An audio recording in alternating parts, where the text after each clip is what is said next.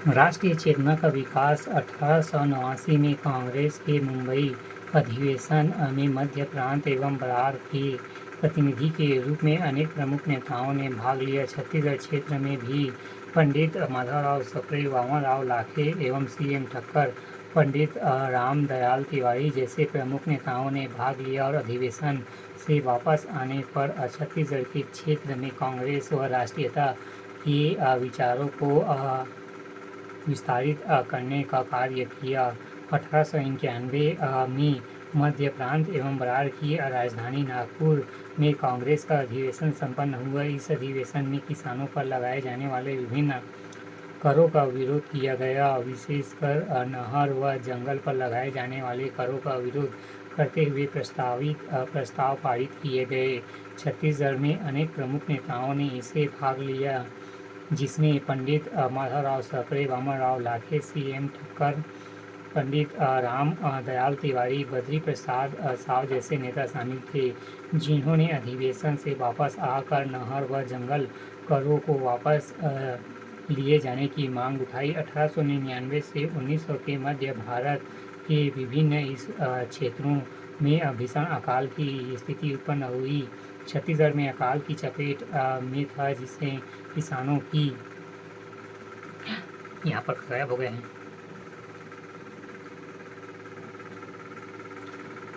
राजनीतिक चेतना का विकास 1885 भारतीय राष्ट्रीय कांग्रेस की स्थापना 1889 मुंबई के कांग्रेस अधिवेशन में मध्य प्रांत के सदस्यों ने पहली बार भाग लिया। वामन राव लाखे, सी.एम. ठक्कर, पंडित राम दयाल तिवारी, पंडित माधवराव सप्रे शामिल हुए। 1891 कांग्रेस का नागपुर अधिवेशन वामन राव लाखे, सी.एम.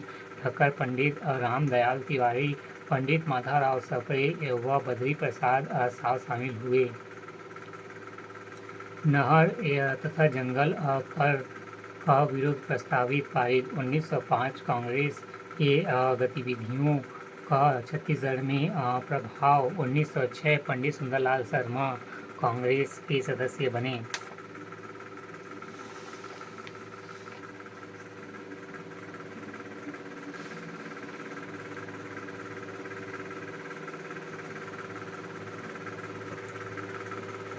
दशा बिगड़ी, परंतु सरकार ने इस समस्या से निपटने के लिए कोई निश्चित कदम नहीं उठाए।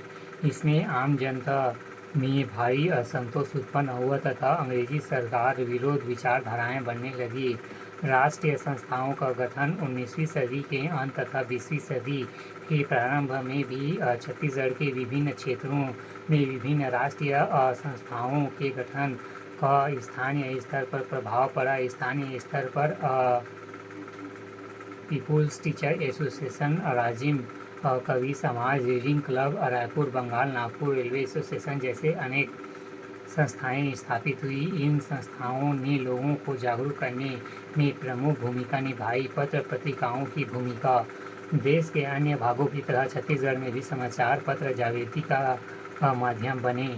इस क्रम में वर्ष 1900 में माधवराव सप्रे द्वारा प्रकाशित छत्तीसगढ़ मित्र नामक पत्र ने उल्लेखनीय भूमिका निभाई। आर्थिक अभाव तथा शासकीय दमन के बाद भी सप्रे जी ने इस पत्र का प्रकाशन जारी रखा, जिसके द्वारा छत्तीसगढ़ में बौद्धिक जागरूकता बढ़ाने में मदद मिली।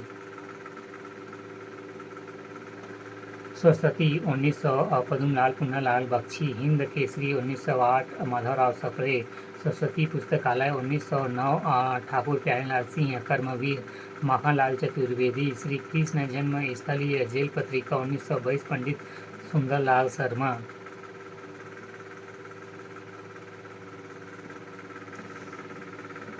रायपुर तथा बिलासपुर में स्थापित संस्थाएं। Raipur literary and scientific association, Malini reading club, Kavi Samaj, Rajim, Chhattisgarh Bal Samaj, people's teacher association, Bilaspur Buddh Prakash Sabha, reading club, Bengal, Nagpur railway association.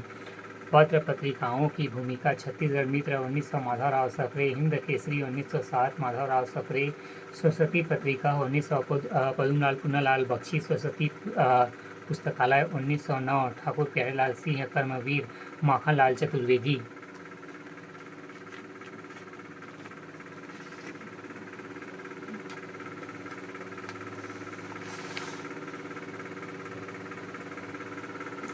Bengal विभाजन और राष्ट्रीयता का विस्तार। 1905 में लॉर्ड कर्जन द्वारा बंगाल विभाजन की योजना लागू की गई। इस घटना का न सिर्फ बंगाल में बल्कि भारत के अनेक क्षेत्रों में विरोध हुआ। इस आंदोलन के विरोध स्वरूप स्वदेशी को बढ़ावा मिला। छत्तीसगढ़ के विभिन्न क्षेत्र में स्वदेशी विचारधारा के प्रति लोगों को इस आंदोलन ने जागरूक किया। स्वदेशी आंदोलन के प्रभाव स्वरूप छत्तीसगढ़ के विभिन्न क्षेत्रों में, विशेषकर धमतरी, महासमुंद, राजनांदगांव आदि क्षेत्र में खादी का प्रचार हुआ। छत्तीसगढ़ में स्वदेशी को बढ़ावा देने पंडित सुंदरलाल शर्मा, नारायण राव मेघवाले, ठाकुर प्यारेलाल सिंह जैसे नेताओं की भूमिका प्रमुख रही।